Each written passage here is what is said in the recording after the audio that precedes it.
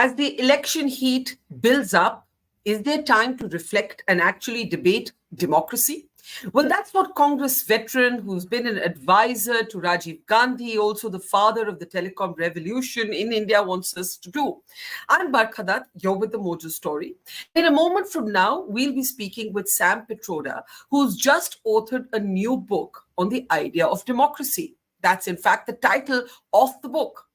Mr. Pitroda, who, as I mentioned, has had a long relationship with India, but is now based out of the United States of America. He's also the chairman of the Overseas Congress. Is seen to be somebody who's really contributed and, in a sense, fathered the telecom revolution of India. He's been a close associate of Rahul Gandhi, and he's often made comments that the Congress party has later disassociated themselves from. But Pitroda continues to speak his mind, and he's just published a new book called The Idea of Democracy, where he's urging us to look at what he calls the seeming paradox of the success of democracy, but the decline of liberalism.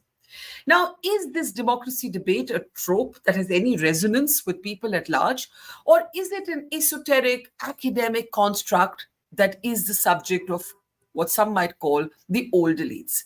Let's find out by introducing our newsmaker, author, Congress veteran, former advisor to the central government, to the program. Sam Pitroda joins us today from Chicago. And as he writes in his book, he is now, in a sense, witness to elections in both the world's largest and oldest democracies. It's an election year for both the USA and India. So, Sam, let me start by asking you, why this book? Barkha, thank you very much. It's good to be with you. As you know, in 2024, like your title says, election 2024, 64 countries in the world are going to elections. More than half of the world's population would be voting this year. It's a very special year. In some countries, elections are held after 4 years, in some countries after 5 years. But in 2024, largest number of countries go to election. In many of these countries, democracy has seen some decline. I spent a lot of time in Mexico. I spent time in Europe. And I can tell you that everywhere there is a rise of populism. There is polarized politics. In America, it is Black Lives Matters. In India, it is caste, religion. So looking at 2024, I thought this is a good year to reflect on democracy. Hence, the book is written not just for India, but also for US, Mexico. It is being translated into Spanish right now.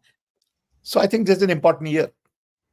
Now, I'm glad that you've actually made it a global conversation, because one of the things that tends to irritate a lot of Indians, irrespective of political affiliations, is how the West sometimes patronizes India about democratic standards. Now, you've seen the debate around some of these global rankings. It's been pointed out by many Indians who study this, that, for example, VDEM ranked India, below Kosovo, for instance, right?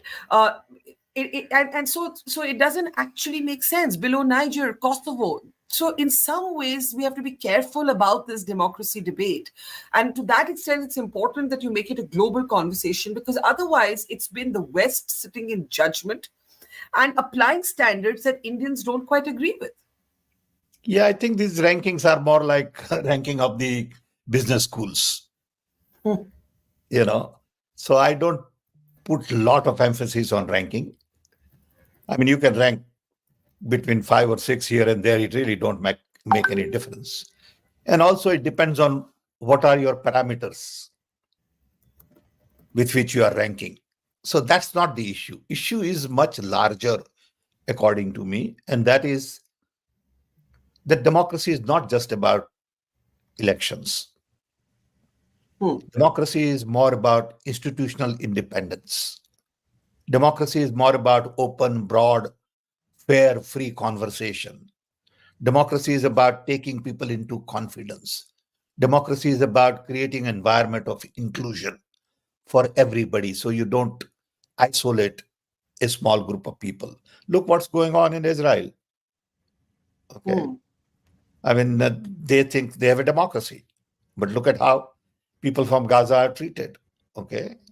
I mean, you can see how, blacks in America feel. You can see how, immigrants in many countries feel. So I think this is a wake up call for everybody. And that's why I think 2024 is an important year where people will have to decide what kind of a world we want to build. Do we Now, want? Yeah, go ahead. Please. sorry, you said, and that's the hub of the debate, right? Democracy is not just about elections; it's about institutional independence. And lot more, not just institutional independence. It is also about civil society. It is also about free media. It is also about consultation. It is also about decentralization. It's about lots Yes, of things. yes, but the truth is that if you ask, for example, most voters in India, I'll talk about India because I know India the best of all the countries you're talking about. A recent CSDS survey, when people were asked an open-ended question, right? What is the most important issue to you right now? Most people said unemployment, price rise. Down the rank It's was, fair. That's fair. issues. I think it is Now, fair. now nobody said democracy bachao is an issue. This is seen by many voters to be something they don't understand because they identify or they understand democracy through the prism of their vote, right? And the exercise of their rights as enshrined in the constitution. So why is it that people like yourselves, even others in the opposition, they talk so much about democracy, but the average voter doesn't relate to that conversation? I agree with you that average voter only worries about jobs, economy, inflation, and they should. But I think somebody has to also look at larger picture and say, in democracy, there is peace. If there is peace, there is prosperity for everybody. Okay? So democracy is a bedrock of development in many ways. Okay. So it is okay for people to worry about jobs. I think it's fair. They're doing the right thing. But somebody has to also point out that democracy is very important to create jobs of future.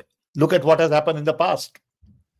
Partly because of authoritarian regime, jobs have not been created. Partly because of lack of conversation with others. Okay. The growth has been very different. It is lopsided. It is top-down approach where very few people have become very rich and lots of people have remained poor.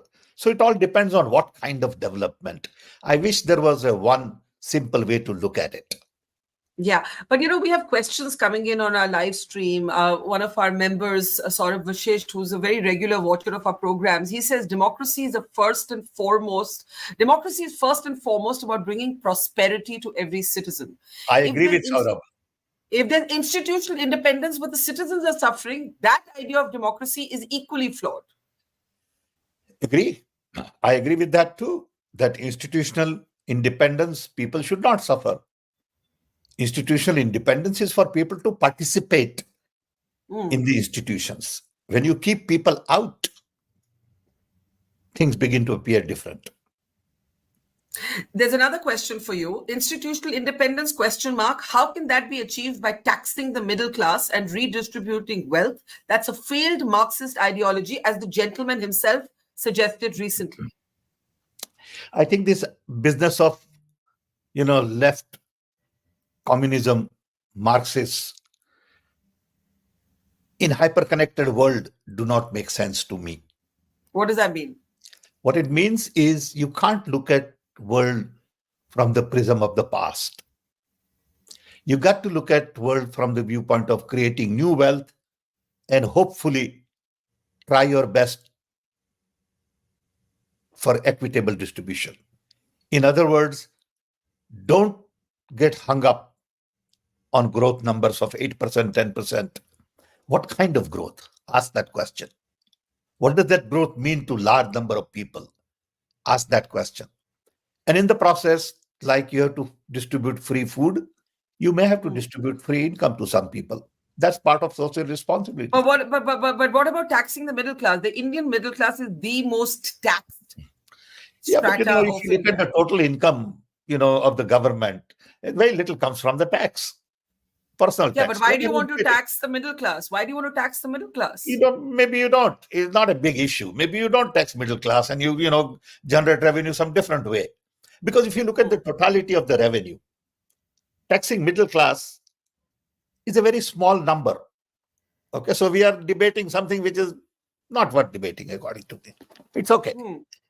Okay, now you say that these differences between capitalism, communism, these have become irrelevant in a hyper-connected world. But your book actually asks the question, whether democracy can thrive in a capitalist society. Where has democracy thrived in communist societies? You have McCarthyism of the United States of America. You have the Stalinist sort of control of Russia. You have China, which is totally anti-democratic. Please do show me a non-capitalist society where democracy has thrived. First, you must recognize that now, first time in the human history, we are all connected. All 8 billion people are essentially connected. Never happened before. So the Stalin era, McCarthy era don't mean anything anymore. China is non-democratic. Coming to that. Okay. So now, in a hyper-connected world, the key is to empower every person. Key is to really bring in best in you. Give you freedom to move, freedom to speak, freedom to associate, freedom to practice religion, freedom to marry wherever you want to marry. That is the world I subscribe to. Okay. You don't have to subscribe to that world. You can subscribe to a world where people are in prison and, what Hitler did, you think was the right thing to do. That's your privilege. I don't think that is right. Okay. So in a hyper-connected world, we need to create more humanist society which worries about people at the bottom of the economic pyramid, society that is not hung up on religion, because religion was okay in the past. Today, religion has a different meaning. Okay, I got to be more transparent, more open, because I'm connected with all kinds of people from all over the world. I'm no longer living in a small little cocoon of my own, where only people I associated with are the people I can feel and touch. So I think we are going through a major transformation world over. But let's pick up this comment. Yeah, go ahead. Let's pick up this comment that you made, need a society that's not hung up on religion, right? If you look at the United Kingdom, which otherwise is highly multicultural, Rishi Sunak is its prime minister, right, of Indian origin, highly multicultural society, but the Church of England is its hang on. The Church of England is sort of its moral religious parent of that country, as it were, right? So it's a very Christian tradition at the religious level, but a multicultural polity and a multicultural society. The Americans, I mean, where you are today, it's a very, very, very diverse society, but there is everywhere a sort of overtone of Christianity. In India, and I'm just making an argument here that I want you to think about and respond to. In India, the argument is being made that in a country that is, of course, secular, of course, pluralistic, what is wrong in talking about religious identity? What is wrong in Hinduism being a dominant identity? I ask you this because your comments on the Ram Mandir got you into trouble. Your party had to disassociate itself from you. Doesn't get me into trouble. I don't look at that as the way you look at it. Okay, all right. How do you look at it? Doesn't get me into trouble. How do you look at it? What do you mean you don't care? It as a personal opinion. I look at it as I'm entitled to my personal opinion. You have to agree. You don't have to disagree. Is your privilege. That doesn't tell me that I'm in trouble. How could I be in trouble for my personal opinion? Okay, I can't be in trouble for my personal opinion. Okay, let's look at the issue. Forget trouble. Let's look at the issue. So the main issue is, to me, religion is a personal thing. To me, religion should not be politicized, whether it is in America or in Germany or in England or in India. In every family, there are people with different ideas of religion. Some are more religious, some are less religious. My own wife is very religious, but I'm not. It's okay. I respect that. I think we need that diversity. Don't force me into religious conversation every time. I'm No, not. I absolutely. don't mean you. I don't mean you. I don't mean you. I Okay. mean in a social, setup. When you have a cup of coffee, okay, we can have conversation on something else. Okay, Right. and we can agree to disagree on religion, which is okay. Okay. Can I ask you this? Firstly, another important comment. The US, in spite of its independent institutions, has regressed on abortion rights, trans rights, affirmative action, lax gun laws. So, you can have great free media, which the Americans do, but still not have progress on social equity, on human rights, not even in the West, which otherwise judges the rest of the world. Which is fine. Which is fine. I was talking to a friend of mine a couple of days ago in New York, and he said, Sam, the building I live in, most of the people are multimillionaires. But before I enter my building, I have 10 guys living on road on the same building. This is America. This is New York. Okay, shame. But that's the way it is. Okay, that doesn't say that America should speak on poverty. I mean, what kind of an idea is that? It's okay. We all have our challenges. America has challenges on lots of issues. Okay, why not? Okay. But this idea that you should give me advice and I shouldn't talk about this is all bogus. I can talk about whatever I feel like. That's my personal right. I That's can live in correct. America and somebody said, why are you commenting on India? Why not? Well, maybe because there has been an asymmetry of power historically, and post-colonial That's okay. That's societies okay. Also accept it. don't respond well to that. No, but accept it and move on. Okay, let's talk about the larger issue. You talk about democracy and institutions and individual rights and freedoms, and all of those are points that you make. But where is the balance between what you call populism? You do talk about populism and the rise of populism, and indeed democracy reflecting the will of the people. Now, I understand that good, powerful, deep democracies have to protect the individual, not just the mob.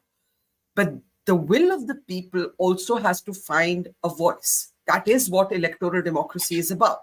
Absolutely. One, right? Two, this current debate around democracy is also seen as a clash between old elites and new elites. And you talk about new elites in your book.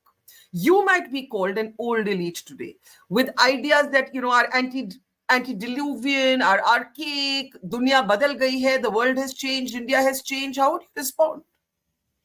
First of all, I've been very much part of the world that is changing. So don't give me all that. Okay. I've lived through computers and software and I still file patents.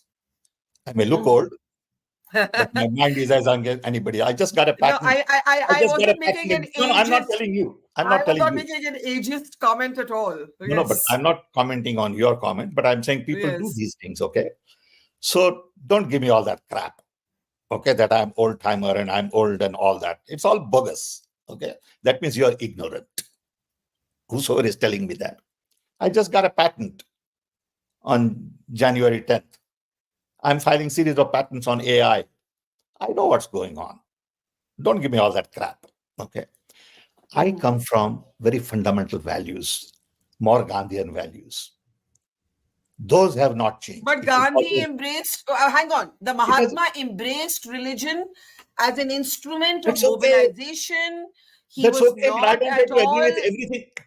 I don't have to agree with everything on Mahatma, na? No, you don't. No, That's you right. don't. Why are you immediately complaining? Let Mahatma do his religion.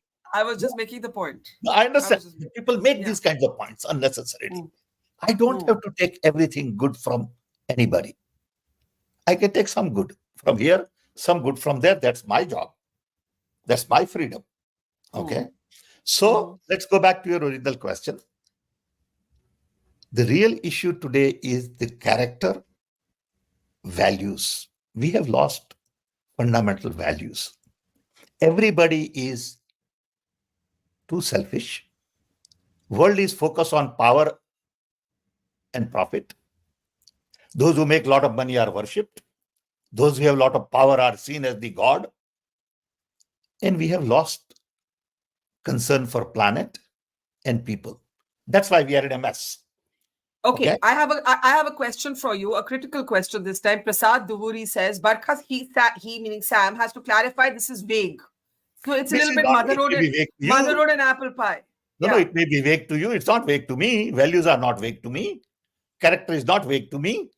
Leadership is not vague to me. But he follows up by saying you're oscillating between yourself as an individual and as a core Congress policy team member. I'm talking about myself as an individual. It's not about oscillating. I'm not here. I didn't write a book as a Congress member. I wrote a book as a Sam Pitroda individual. Okay. So don't confuse it. You are confusing it. I'm not confusing it. Okay. I'm very clear.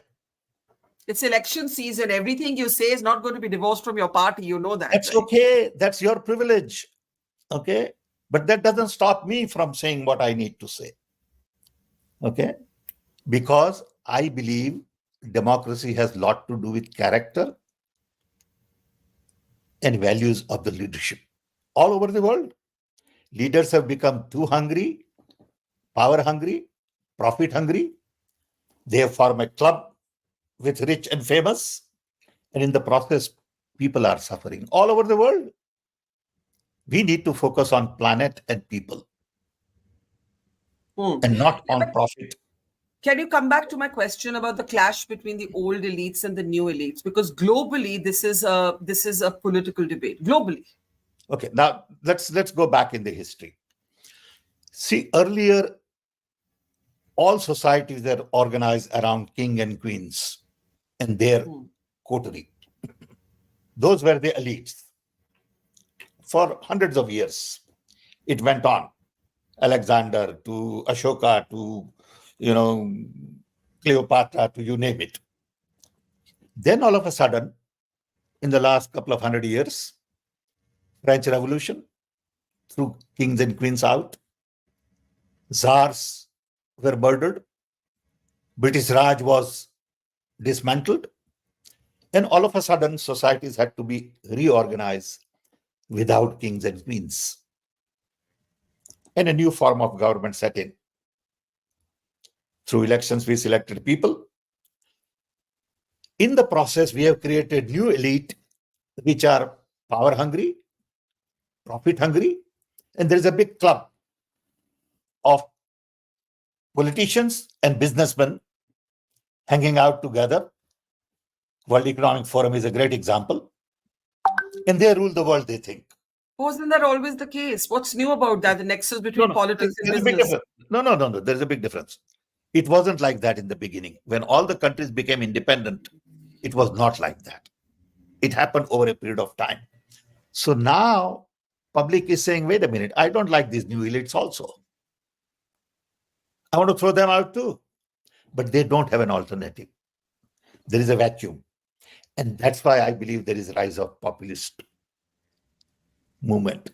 I believe that's what we are looking at. But isn't one other reason, possibly, for the rise of populist leaders, the failure of progressives or the failure of old elites to talk a language that the mass relates to? So, for example, you have a book on the idea of democracy, you have a certain view, and that is your individual right. I'm all for free speech and free thought.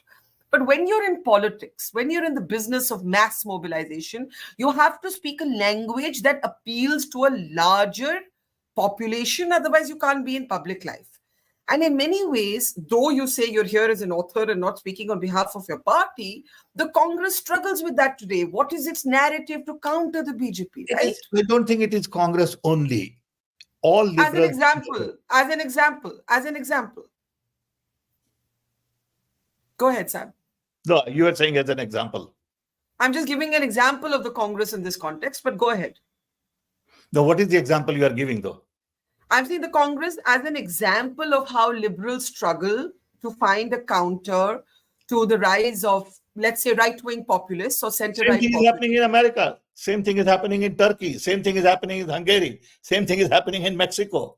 So it's Yes. not just India. That's what I'm saying. I agree. And I'm saying that is part of the problem, the failure of liberals to find the language that the No, larger number of people identify with. no, I don't think so. I don't think it is a question of language. It's a question of results. Okay. People feel that world over they have lost trust in the government. People feel that these new elites, whether they are Democrats or Republicans, whether they are this or that, they are all same. That's how people are feeling.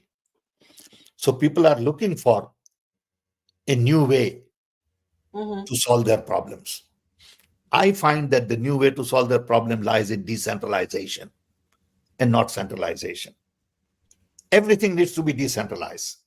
If India was to be restructured at district level, where every district collects their own taxes, every district has their own governance, 2 million people is a lot of people, they take care of their own education, their own health, people will find purpose in life, as opposed to waiting for Delhi in a centralized way to solve their education problem, their water problem, their energy problem.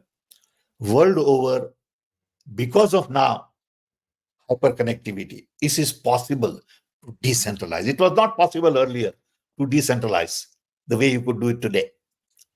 And I Okay. think that is going to be ultimately the solution. It may take 10 years. We may have to go through this phase. World over, we are going through this phase. And it is Yeah. not about BJP versus Congress. It is not about Rahul versus Modi. I mean, we are just,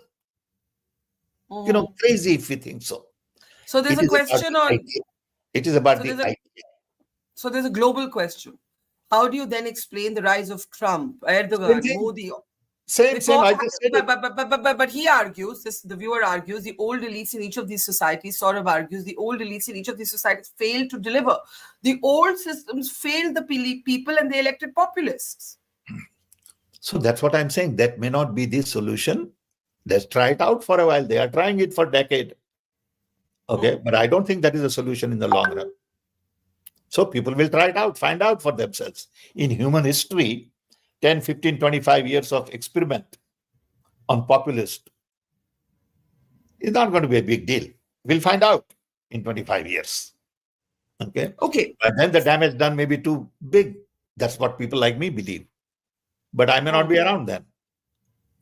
No, we hope you're around. But tell us this finally as we close this conversation. What is how would you define democracy? How do you define democracy?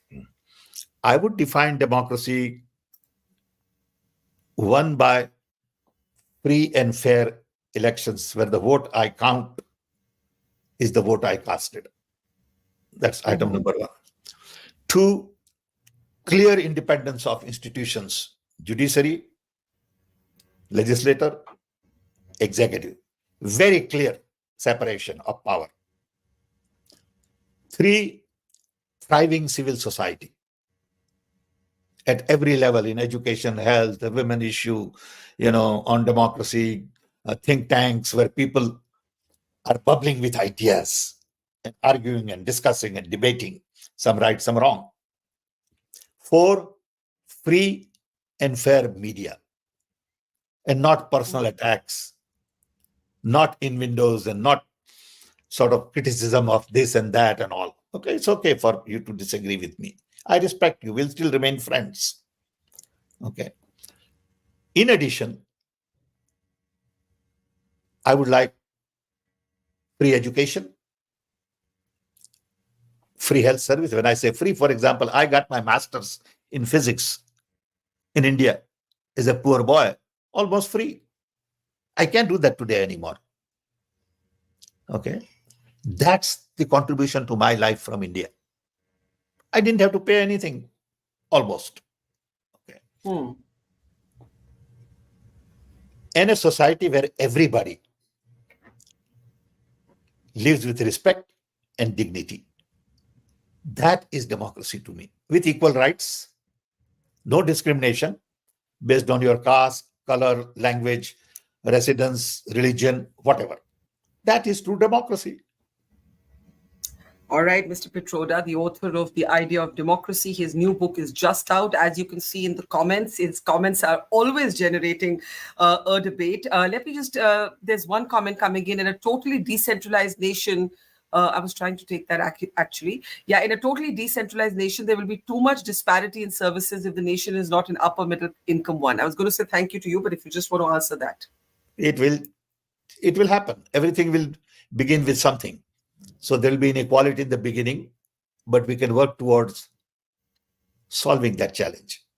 Okay. There are always problems when you introduce new idea. I was just going to, when I was closing, before that question came in, I was going to say that as we can see in the comment section, you've already set a comment section on fire. So I encourage everybody to engage with ideas, even those you don't agree with. That, I think, is also at the heart of democratic debate. So Sam Pitroda's book. That's how we learn. And we must agree to disagree when we don't agree, and that's absolutely fine. Mr. Pitroda's book, The Idea of Democracy, is just out. The debate continues. Sam Pitroda, thank you for talking to us, and take care. Thank you, Barkha. It's always a pleasure to talk to you. Thank you. Thank you. Take care. Bye-bye. Namaskar and hello everyone. Welcome to a ride through the heart and the soul of India.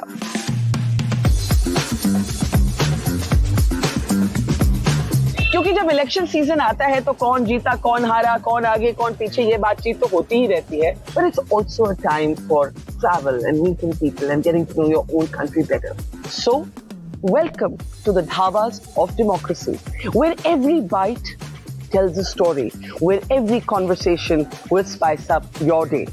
Experience the masala, the flavor, the swad of this election with us as we take a unique road trip from the south to the north of India, traveling thousands of kilometers to bring you the flavor of this election.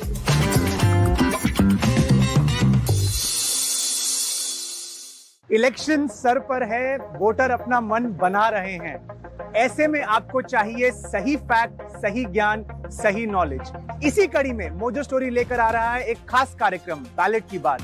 मैं हूं political researcher Kartikeya Batra और मैं चाहता हूं आपके दिन के केवल 2 मिनट.